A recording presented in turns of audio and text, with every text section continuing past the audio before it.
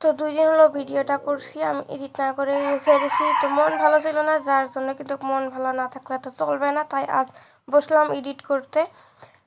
আশা করি আপনারা পুরো ভিডিওটাই দেখবেন। আসসালামু আলাইকুম, কেমন আছে সবাই? তো আজ আমাদের হাঁস জবাই করছে, মানে আমার মার হাঁসের খামার থেকে এই হাঁসটা ধরছে দেখুন। আর চেক করতেছে হাঁসের খুঁটনি ছুটনি আছে নাকি, মানে ছোট্ট ফাঁকা আছে নাকি, ওগুলো থাকলে হাঁস বাঁচতে অসুবিধা হয়, যার জন্য এইখানে আমি হাঁসটার ভিডিও করতেছিলাম। দেখুন হাঁসটা কি সুন্দর, আজ একে আমরা খাবো। আর হাঁস খেতে কে কে পছন্দ করেন অবশ্যই কমেন্টে জানাবেন। এইখানে মা হাঁসটা বেছে নিতেছে, যেহেতু গরম পানি এখনো হয়নি তার জন্য একটু এমনি চেষ্টা করতেছে।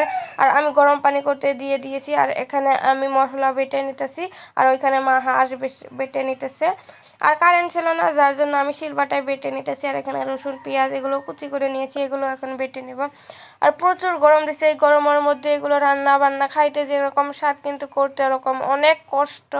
আর দেখুন আমি কতগুলো গোটা রসুন দিয়ে দিচ্ছি। আমার মতো গোটা রসুন খাইতে কে কে পছন্দ করেন অবশ্যই জানাবেন। আর আমি গরুর গোস্ত কোন, লোকাল চড়ার গোস্ত কোন, তারপরে হাঁসের গোস্ত কোন, যে কোনো গোস্ততে আমি গোটা রসুন দিই, আমার অনেক ভালো লাগে। আর এইখানে দেখুন মাড়িয়ে গিলা হাঁসের ভেতরে, আর আমি ওগুলো বেটে নিয়েছি। আর দেখুন প্রচুর গরম, যেহেতু বললাম কারেন্ট নাই, আর প্রচুর রোদ উঠছে, ঘেমে ঘেমে একাকার হয়ে গেছি। রান্না করব, কিন্তু এই গরমের মধ্যে এরকম সাহস ফুলাইতেছে না, কিন্তু কি করব বলুন, খাইতে ইচ্ছে করলে তো কষ্ট করতে হবে। আর আকাশটা দেখুন কি সুন্দর, এইখানে আমার হাতের অবস্থা শেষ হয়ে গেছে সিলবাটায় বাটার পর। আর এখানে দেখুন হাঁসটা বেছে নিয়েছে 80%। এখন এগুলো ভালোভাবে বেছে পুড়ে তারপরে কুটে ধুয়ে দিয়ে দিবে, তারপরে আমি রান্না করব। এইখানে দেখুন হাঁস বাড়তেছে, আমি আগের ভিডিওতে দেখাইছি হাঁস পরিষ্কার করার সহজ উপায় দেখাইছি, ওইটা আপনারা দেখে নিতে পারেন, আমার এই পেজে দেওয়া আছে।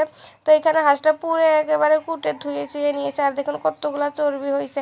এখানে সব ধরনের মশলা, হলুদ গুঁড়ো, তারপরে সরিষার তেল দিয়ে দিলাম, দিয়ে মা মেখে দেবে, আমি জাস্ট রান্না করব। ভালোভাবে মেখে নিতে হবে। আর এগুলো হচ্ছে মেরিনেটের সাথে কথা, বুঝছেন, যত মাখবেন অত খাইতে স্বাদ হবে। এখানে আমি কড়াইটাতে তেল দিয়ে দিছি, সরিষার তেল।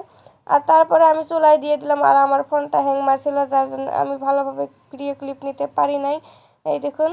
আর আমি এই ভিডিওগুলো অন্য একটা ফোন দিয়ে করছি, যার জন্য আমি ভিডিওগুলো হোয়াটসঅ্যাপে নিয়েছিলাম। তো এখন ভিডিও ক্লিপগুলো কীরকম জানি উল্টা পুল্টা হয়ে গেছে।